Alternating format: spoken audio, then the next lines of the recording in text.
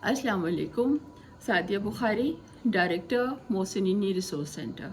Viewers, आज आपके सामने में एक इंतहाई इम्पॉर्टेंट जजमेंट जो कि जस्टिस बाबर सत्तार ने पास की थी 9 फरवरी 2022 को, उसके हवाले से बात करने के लिए हाजिर हुई हूँ। ये जो लैंडमार्क जजमेंट है, ये मुमताज़ बीबी वर्सेस कासिम जो केस है उसमें पास की गई थी, और इसमें जस्टिस बाबर सत्तार जो हैं उन्होंने अपनी जजमेंट में ये फरमाया कि लड़का हो या लड़की, अगर वो शादी करते हैं अंडर द एज ऑफ 18 तो उनका जो कॉन्ट्रैक्ट है वो नल एंड वॉइड होगा। इस वक्त एक रीसेंट मोस्ट जो यूनिसेफ की रिपोर्ट है उसके मुताबिक इस वक्त कम से कम 19 मिलियन बच्चियां हैं जो कि चाइल्ड ब्राइड्स हैं,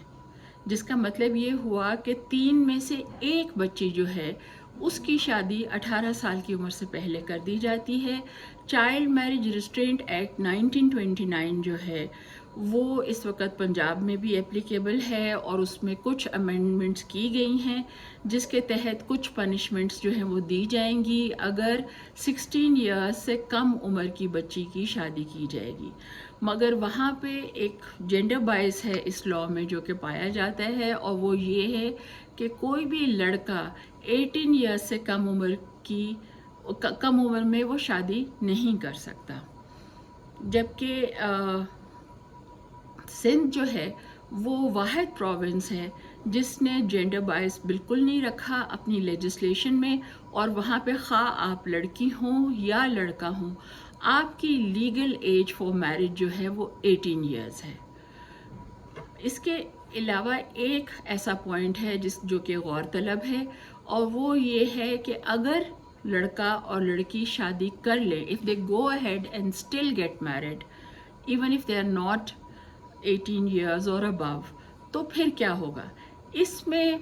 जो सारी प्रोविंसेस हैं उनको एक दूसरे के साथ बैठने की ज़रूरत है, उनको एक दूसरे के साथ स्ट्रेटेजाइज करने की ज़रूरत है, उनको एक दूसरे से ये बात करने की ज़रूरत है कि ऐसी सूरत में एक यूनिफॉर्म लॉ कैसे लाया जा सकता है ऑल ओवर पाकिस्तान, जिसके तहत कोई भी और लेजिस्लेशन जो है वो इंश्योर ना कर सके कि एक जो कॉस्टली टाइम कंज्यूमिंग लिटिगेशन का प्रोसेस है उसमें बच्चों को पढ़ना पड़े, ताकि वो अगर अपनी उस शादी से निजात पाना चाहते हैं तो वो फिर ड्यू प्रोसेस ऑफ लॉ जो है उसको एक्सेस कर सकें। जस्टिस बाबर सत्तार ने जब ये लैंडमार्क जजमेंट पास की तो इसमें उन्होंने ऑब्ज़र्व किया कि जो बख्शी वर्सेस बशीर 1970 की जजमेंट है जो कि सुप्रीम कोर्ट ने पास की थी, जिसमें अगर लड़की जो है वो 16 साल की उम्र की है और वो शादी कर लेती है तो फिर उस शादी को नल एंड वॉइड नहीं किया जाएगा। उसके बारे में बाबर सत्तार साहब ने फरमाया कि क्योंकि इस वक्त पाकिस्तान जो है उसने यूएनआरसी को साइन कर दिया है,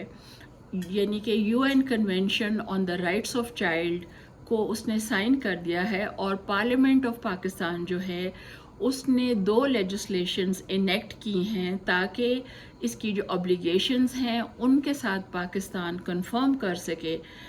जिनमें जो पहला लॉ पास किया गया है वो है protection of women criminal laws amendment act 2006, और दूसरा है the criminal law second amendment act 2016। इन दोनों एक्ट्स को जो पास किया गया है, इसके बाद पाकिस्तान पीनल कोड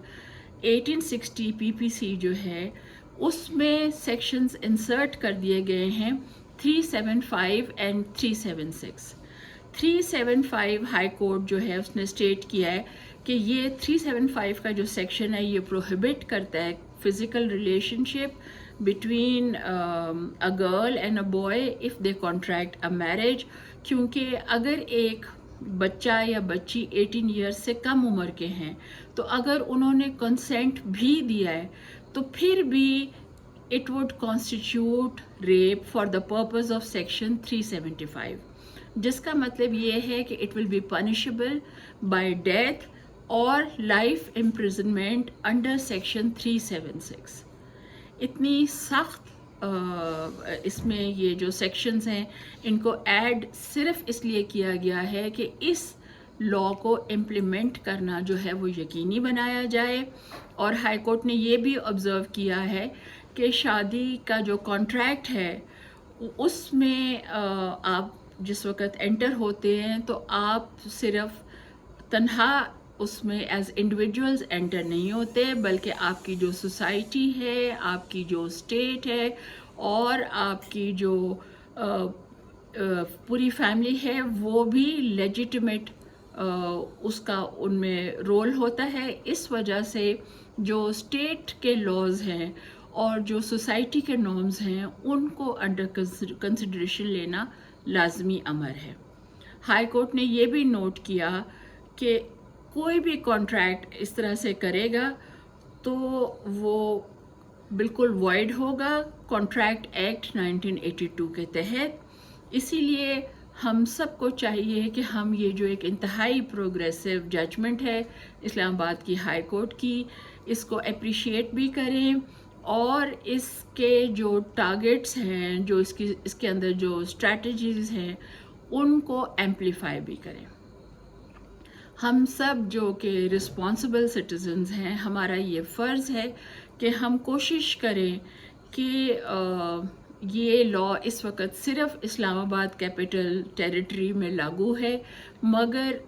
ہمیں چاہیے کہ through stake holder engagement civil society کو چاہیے کہ وہ پروموٹ کرے کہ یہ لاء جو ہے یہ باقی پوری تمام جو پاکستان کی پروونسز ہیں وہ اس کو اڈاپٹ کریں. سندھ پروونس کے علاوہ جو پروونسز ہیں وہ بھی اس کو اڈاپٹ کریں، ورنہ جیسے آپ نے دیکھا کہ جینڈر نارمز کی وجہ سے ایگزسٹنگ لاز کو امپلیمنٹ کرنا لاء انفورسنگ ایجنسیز کے لیے بہت مشکل ہو جاتا ہے، اور پھر پولیس جو ہے وہ مورد الزام اس کو ٹھہرایا جاتا ہے اور پھر اس کو پولیس بروٹیلٹیز کے زمرے میں بھی گنا جاتا ہے بعض اوقات. تو اس لیے ہمیں یہ چاہیے کہ جو لاء انفورسمنٹ ایجنسیز ہیں ان کو ہم ٹرین کریں تاکہ ان کے اندر ایٹیٹیوڈنل چینج پیدا ہو اور وہ کمٹ کریں کہ انہوں نے ان لاز کو پراپرلی امپلیمنٹ کرنا ہے.